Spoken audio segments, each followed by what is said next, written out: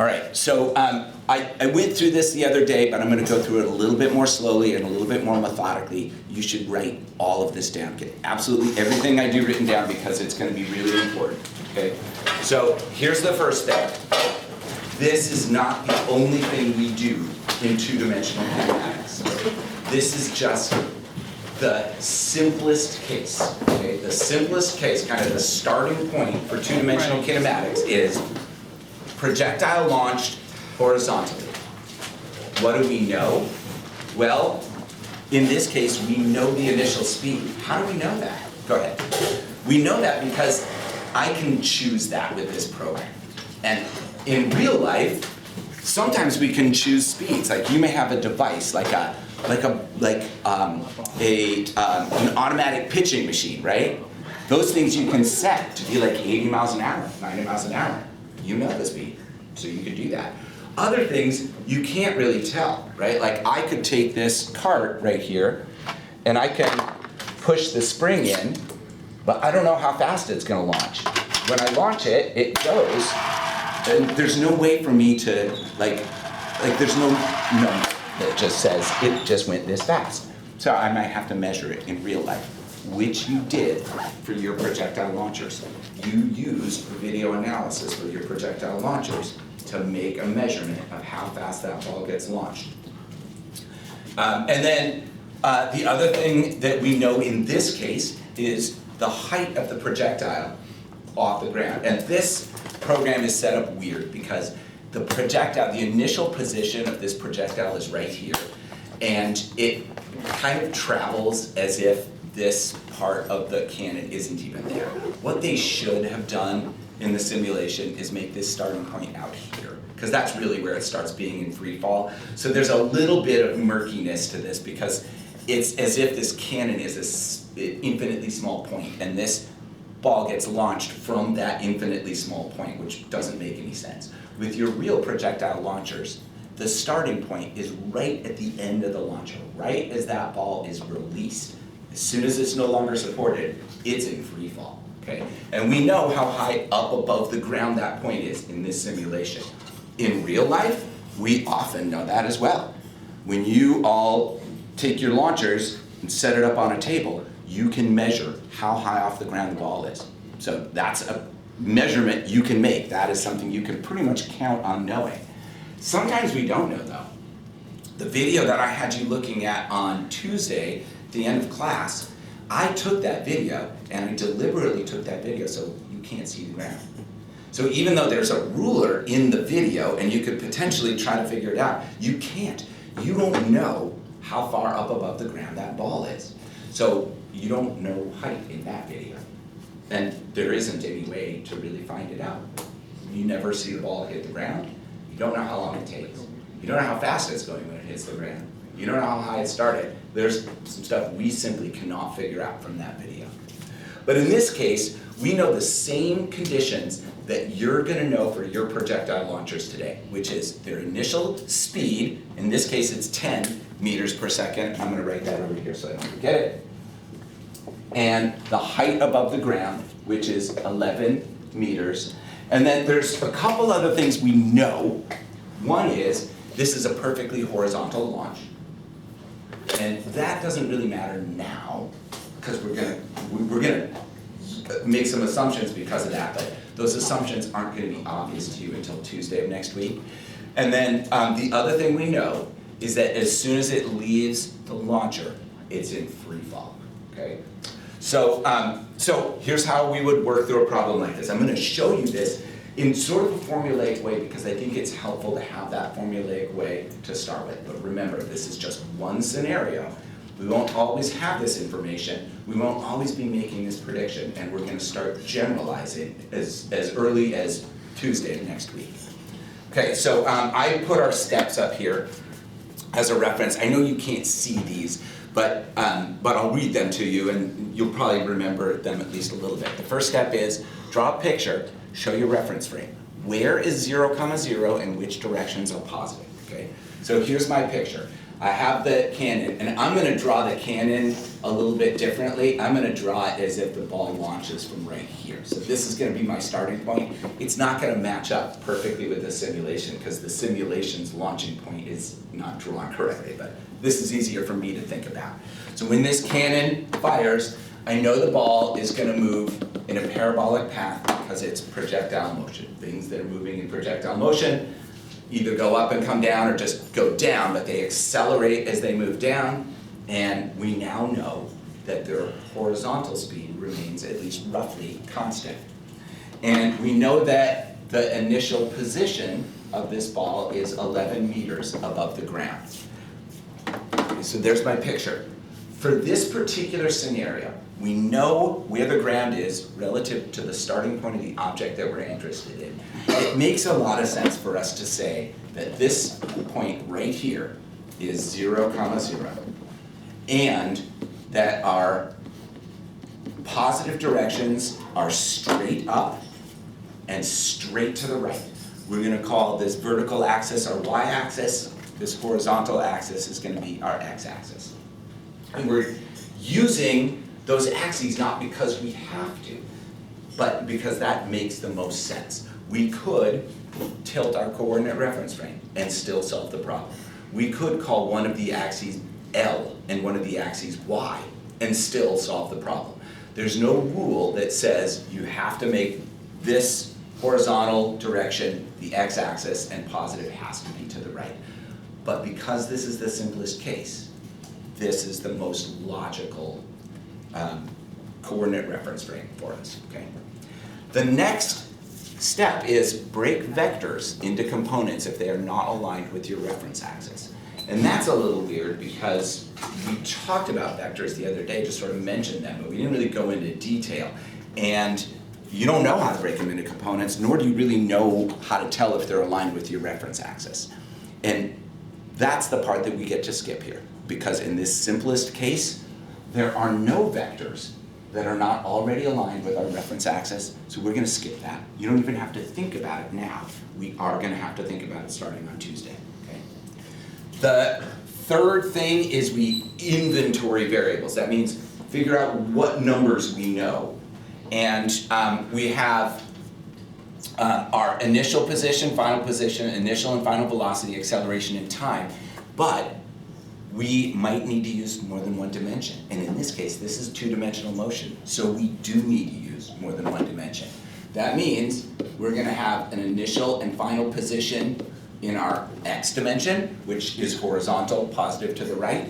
We're going to have an initial and final velocity in our x dimension, an acceleration, and then it's going to be moving for a certain amount of time. We're going to have all those same values in our other dimension, which is the y dimension. In this case, it's perfectly vertical with respect to the ground, with positive being up. So we have an initial and final position, we have an initial and final velocity, we have an acceleration, and we have time. Time doesn't have a little x or a y by it. And that's because an object that's moving two-dimensionally is moving for the same amount of time in each of those dimensions. We separate those dimensions mathematically because of physics magic. It turns out that if we are observing an object that's moving two-dimensionally, if we know something about its motion in one dimension, motion or anything else that is occurring at a 90-degree angle to that dimension won't affect it. So we can know a whole bunch of stuff about how this thing is moving in our horizontal direction, and the stuff that's going on vertically will have no impact on it. But that doesn't mean that it can move for a certain amount of time in the x dimension without also experiencing that same amount of time in the other dimension. It's not that it moves one way and then it moves another way, and it could potentially move for different amounts of time. It's moving in both dimensions simultaneously. Our times are always going to be the same for any one object moving two-dimensionally at any instant. It will have been moving for the same amount of time in both dimensions. All right, so let's look at our initial values. We know that it starts where I put 0, in the x dimension, and we don't know how far it goes. We don't know what this final position is, so we can't put any information there. We know that it's moving at 10 meters per second initially. We don't know how fast it's going to be moving at the end, although we sort of do. We aren't told its acceleration, although we pretty much know. And we don't know how long it's going to be moving. Okay, that's the information that's given in the problem. And then our initial position in the y dimension, it's in the positive direction, 11 meters away from 0. So it starts at 11 meters. And in the y dimension, we do know where it ends up. It ends up on the ground. Its initial y velocity, we're not told. Its final y velocity, we don't know. It's not 0. Even though we know once it hits the ground, even if it bounces, eventually it's going to stop. At the moment it touches the ground, its acceleration is no longer free fall, which means that it's not experiencing constant acceleration right after it comes into contact with the ground, which means our equations for kinematics won't work. So we're just imagining this problem as if that ball is still moving right as it hits the ground, which means its velocity in the vertical dimension is not 0. We don't know what it is. Its acceleration in the y dimension, well, we do know that. It's free fall. Free fall acceleration is straight down at 9.8 meters per second squared. Down is negative, according to our reference axes, so our acceleration in the y dimension is 9.8 meters per second squared. But we don't know how long it takes to move from where it is down to the ground. Okay, it's moving horizontally and vertically at the same time. But if we think about just the vertical motion, it's going to be exactly the same motion as if this object was just dropped from 11 meters. So now let's go back and let's think about some things that we can add.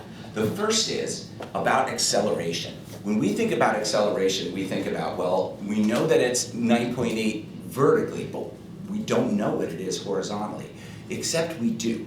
Because we were not told that free fall acceleration is negative 9.8 meters per second squared in the y dimension. We were told that free fall acceleration is 9.8 meters per second squared straight down. That means there is no part of the acceleration that's in any other direction. So free fall acceleration is one-dimensional. Free fall acceleration only has a downward component. That happens to be our negative y-axis in this case. It's not always going to be negative, and it's not always going to be aligned with our y-axis, but in this case it is. That means the horizontal acceleration has to be 0. If our horizontal acceleration is 0, that means neither the speed nor the direction of this object will change horizontally. That means our final velocity is going to be 10 meters per second as well. So we have a little bit more information about that. The other thing that we know that we can add into this is that our launch angle was perfectly horizontal. And what that means is that vertically, at the moment our free fall acceleration starts, this ball had no velocity. It was at the highest point of its arc, and it was only moving sideways. So we actually do know the initial velocity in the vertical dimension. It's 0. For free fall, this is not always going to be a safe assumption because we're not always launching at a perfectly horizontal angle. This will always be a reasonable thing to at least try. Okay? On a problem in the book, generally we're neglecting air resistance. When we're using a simulation, we can turn off air resistance. In real life, there is air resistance, which means these numbers aren't really going to match up with reality. This is what would happen if there were no air, or if we were using an object that was incredibly aerodynamic. But we don't know. Our little plastic beads that we're firing from the launcher, we don't know to what degree those are slowed down by the air that they're moving through, which means we don't know exactly what these accelerations are. You measured them though, but unfortunately, you didn't do anything wrong, but because of those videos, the quality of those videos with the blurry lines and stuff, you did a lousy job of identifying where the ball was. It's not that you did a lousy job, actually, it's that the video made it impossible. That's why every time you do this, you get different numbers. So it's not, ball's moving at the same speed and it has the same acceleration. We just can't figure it out perfectly. We're doing a lot of guessing. So what I would say is start with 0 and negative 9.8 for our accelerations in the horizontal and vertical dimension. And then, if that works, great. If it doesn't work, then we need to address it. And I'll show you how we can think about that. Okay, the next thing we're gonna do is we're gonna determine which kinematic equation you would use and solve. And remember, we may need to break this into parts, and in this case, there are 2 parts. We can't find the answer to the question that we're looking for by using one equation. What we're trying to find in this case is, how far will the object go, the cannonball for this simulation, how far will it go horizontally? We can't figure that out here. If you look at the information that we have and you try it in all of the kinematic equations that we're given, and I'm not going to do this, but you're welcome to, what you'll see is you cannot solve for position, nor can you solve for time. You can't do it. There's not enough information. But we have another dimension to work with. In this dimension, we can find things. In fact, we can find either the final velocity of this object vertically as it's falling, or the amount of time it takes to fall. And a lot of times when you're solving problems in physics, you have no idea what you're gonna need. So sometimes you just find them both. In this case, because this is a simple problem with defined knowns and we know what we're looking for, horizontal distance, we can just kind of, like, I can tell you, this is what we want. We want to know how long it takes to hit the ground. I don't care how fast it's going when it hits the ground. I just want to know how long it takes. Because as soon as I know how long it takes, then I can use that information to figure out how long it was moving horizontally. And as soon as I know that, I can figure out how far it will have gone. So here's how we find time if we have initial, final position, initial velocity, and acceleration. I can't do it with this equation because I need final velocity here, so that's not going to work. I can't do it with this equation because I need final velocity here as well. It's this equation that I'm going to use. And I'm going to just plug these numbers in. I'm going to kind of write over the top of my picture, which isn't ideal, but you've got more room than I do. So that is in the y dimension, so it's going to be my final position is equal to initial position plus initial velocity times time plus 1/2 acceleration times time squared. In general, we would use the quadratic formula to solve this. There's physics for you. To solve this, but actually in this case we don't need to. This simplest case we don't need to. If we plug the numbers in, what we're going to see is our initial position, our final position is 0, our initial position is 11, our initial velocity in the y dimension was 0, so this whole thing is 0, plus 1/2 of negative 9.8, which is negative 4.9 t squared. We don't have a quadratic equation to solve here because our initial velocity in the y dimension was 0. So that means negative 4.9 t squared equals negative 11. That means t squared equals, I can do this, hang on, I'm going to use a real calculator because I'm so old. 11 divided by 4.9 is about 2.24, and then when I take the square root of that, I get that t is equal to plus or minus about 1.5 seconds, right? And we know it's going to be positive time. What does the negative 1.5 tell us? What it tells us is that theoretically, if this object had been moving with all of these same values, like for a much longer period of time, 1.5 seconds before the launch, it was also on the ground. But that never really happened.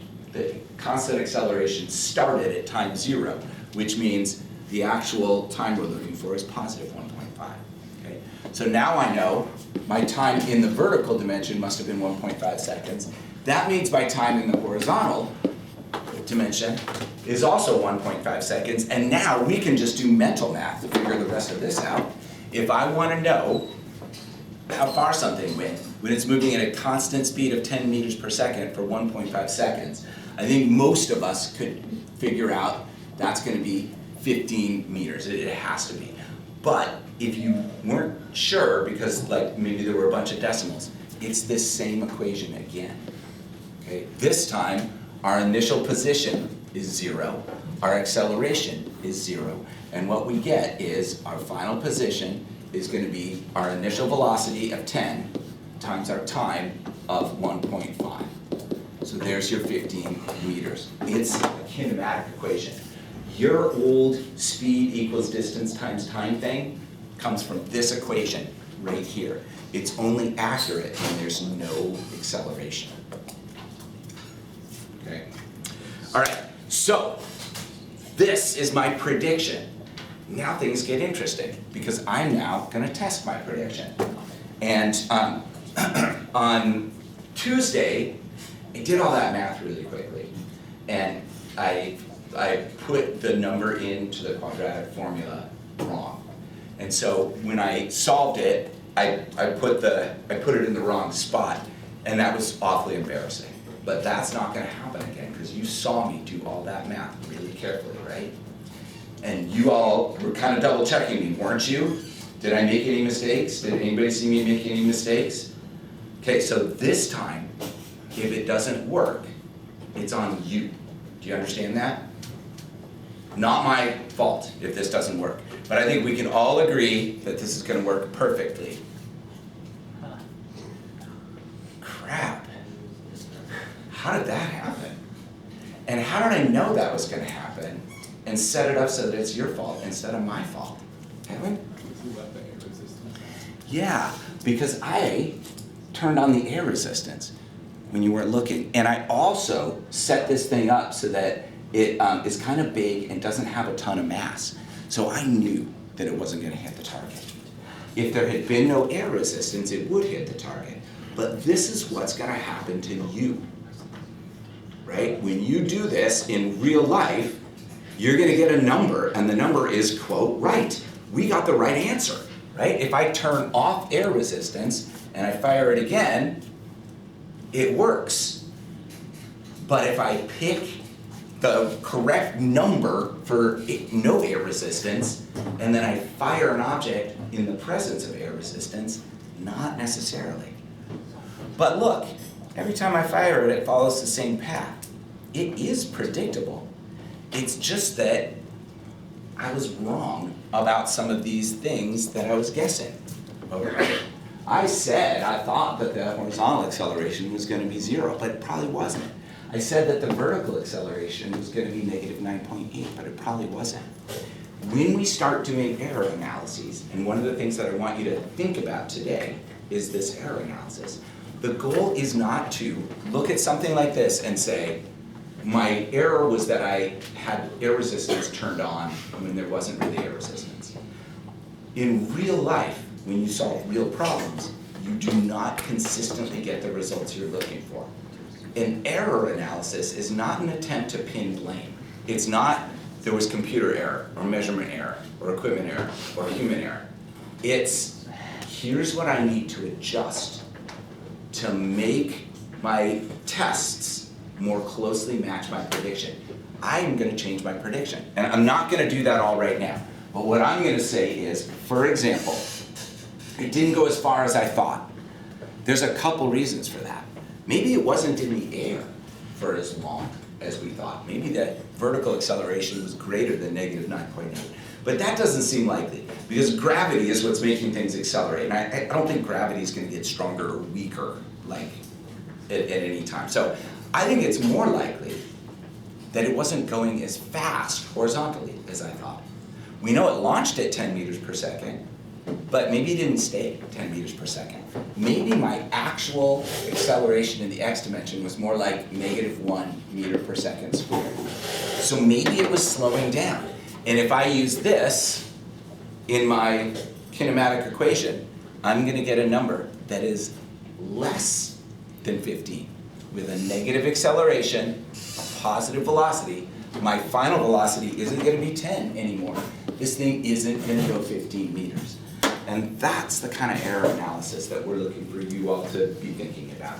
It's not, tell me all the things that we already know are wrong. It's how can you get your equation to be better? How can you make a better prediction? That's what real error analysis in real physics looks like. Okay, so here's the deal. We are gonna circle back to a couple of things. Next week, we're gonna circle back to the video analysis. Next week, we're gonna circle back to dealing with launches at an angle. For now, what I'd like you all to do is work on an assignment that's posted to Canvas called Predicting Projectile Distance.